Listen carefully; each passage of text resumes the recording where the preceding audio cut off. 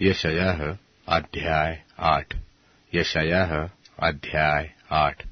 फिर यहोवा ने मुझसे कहा, एक बड़ी पटिया लेकर उस पर साधारण अक्षरों से यह लिख कि महेर्शाला लाबज के लिए और मैं विश्वासयोग्य पुरुषों को अर्थात उरिय्याह याजक और मेबेरक्याह के पुत्र जकरिया को इस बात की साक्षी करूंगा।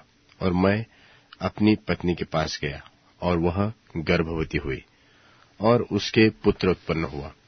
तब यहोवा ने मुझसे कहा, उसका नाम महेर्शाला लाशबश रख, क्योंकि उससे पहले कि वह लड़का बापू और अम्मा पुकार न जाने, दमिश्क और शोम्रोन दोनों की धन संपत्ति लूटकर अश्शूर का राजा अपने देश को भेजेगा।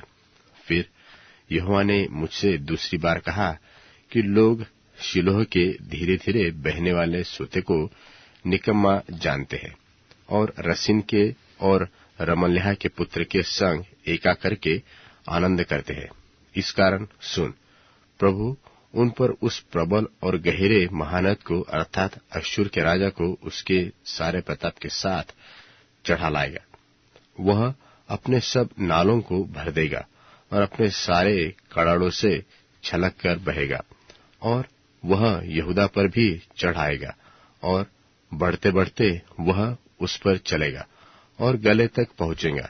हे इमानुएल, तेरा समस्त देश उसके पंखों के फैलने से ढप जाएगा।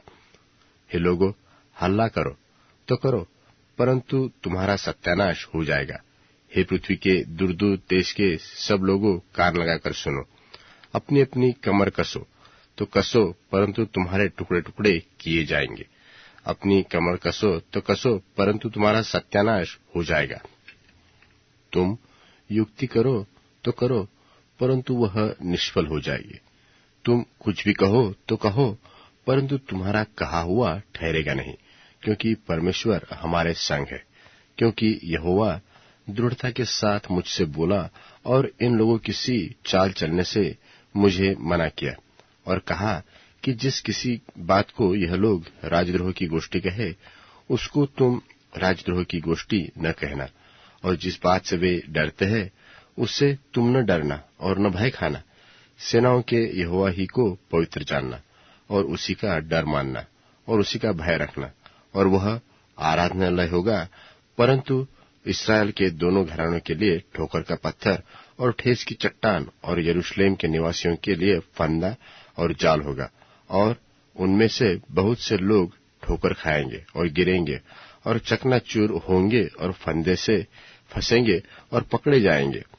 चितौनी का पत्र बंद कर दो और मेरे चेलों के बीच शिक्षा पर छाप लगा दो, और मैं उस यहोवा की जो अपने मुख को याकूब के घराने से छिपाता है बाट जोहता रहूंगा और उसी पर अपनी आशा लगाए रहूंगा। देख, मैं और जो लड़के यहोवा ने मुझे सौंपे हैं, मैं उसी सेनाओं के यहोवा की ओर से जो सिय्योन पर्वत पर निवास किए हुए रहता है, इस्राएलियों के चिन्हों और चमत्कार और आश्चर्य के लिए हूं। जब लोग तुमसे कहे कि ओझाओं और टोनहों के पास जो गुनगुनाते और फुसफुसाते हैं, जाकर पूछो, तब तुम यह कहना कि क्या प्रजा को अपने परमेश्वर ही के पास जाकर न पूछना चाहिए, और क्या जीवितों के लिए मुर्दों से पूछना चाहिए। व्यवस्था और चितौनी ही की चर्चा किया करो। यदि वे लोग इन वचनों के अनुसार न बोले, तो निश्चय उनके लिए पह न फटेगी, और वे इस देश में क्लेशित और भूखे फिरते रहेंगे। और यह होगा कि जब वह भूखे होंगे, तब वे क्रोध में आकर अपने राजा और अपने परमेश्वर को शाप देंगे और अपना मुख ऊपर आकाश की ओर उठाएंगे। फिर पृथ्वी की ओर दृष्टि करेंगे तो उन्हें अचानक देख पड़ेगा कि सकेती और अंधियारा अर्थात संकट भरा अंधकार ही है, और वे घोर अंधकार में ढकेल दिए जाएंगे।